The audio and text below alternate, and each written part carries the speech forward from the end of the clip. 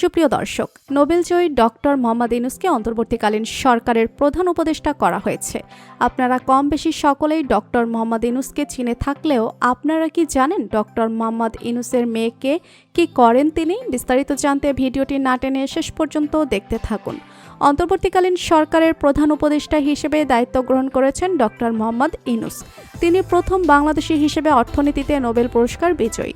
রাষ্ট্রপতি মোহাম্মদ শাহাবুদ্দিনের সঙ্গে তিন বাহিনীর প্রধানগণের বৈঠকে নোবেল বিজয়ী ডক্টর মোহাম্মদ ইউনূসকে অন্তর্বর্তীকালীন সরকারের প্রধান করার পর দেশের মিডিয়ায় আলোচনায় আসে ডক্টর মোহাম্মদ ইউনূসের মেয়ে মনিকা ইউনূস।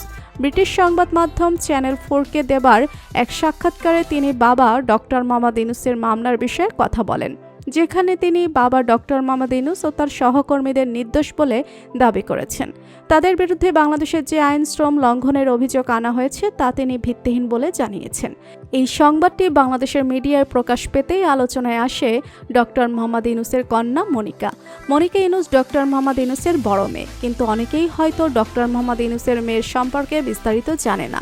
অবশ্য অনেক কারণ রয়েছে। মনিকা মার্কিন সোপ্রানো সঙ্গীত শিল্পী, যিনি বিখ্যাত অপেরা দল নিউ ইয়র্ক মেট্রোপলিটন অপেরা সহ বিভিন্ন অপেরা এবং সঙ্গীত দলের সঙ্গে সঙ্গীত পরিবেশন করে থাকেন। নোবেলজয়ী মোহাম্মদ ইউনূসের মেয়ে মনিকা ইউনূস বাবার নোবেল জয়ের পর নয়, বরং এর আগে থেকে নিজেকে যোগ্য স্থানে বিখ্যাত করে রেখেছেন। নোবেলজয়ী মোহাম্মদ ইউনূসের মেয়ে মনিকা ইউনূসের জন্ম 1979 সালে চট্টগ্রামে হলেও তার বেড়ে ওঠা মা ভেরা ফোরস্তনকোর সাথে যুক্তরাষ্ট্রে। মনিকার মা যুক্তরাষ্ট্রের নিউ জার্সিতে বসবাসকারী রাশিয়ান বংশোদ্ভূত ভেরা ফোরস্তনকো 1967 সালে ভ্যান্ডারবিল্ট বিশ্ববিদ্যালয়ে অধ্যয়ন করার সময় মোহাম্মদ ইউনূসের সঙ্গে তার পরিচয় হয়। এরপর 1970 সালে তারা বিবাহ বন্ধনে আবদ্ধ হন, কিন্তু মনিকা জন্মগ্রহণ করার কিছুদিনের মধ্যেই তার বাবা মায়ের বিচ্ছেদ হয়ে যায়। পরে মনিকার মামনি তাকে নিয়ে আমেরিকায় চলে যায়। এরপর থেকে মেয়ে মনিকার সাথে ডক্টর মোহাম্মদ ইউনূসের যোগাযোগ ছিল কম।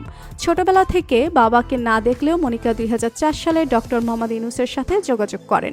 এরপর 2005 সালে তিনি বাবার সাথে দেখা করার জন্য বাংলাদেশে আসেন। জানা গিয়েছে মনিকা আরেক অপেরা শিল্পীকে বিয়ে করেন।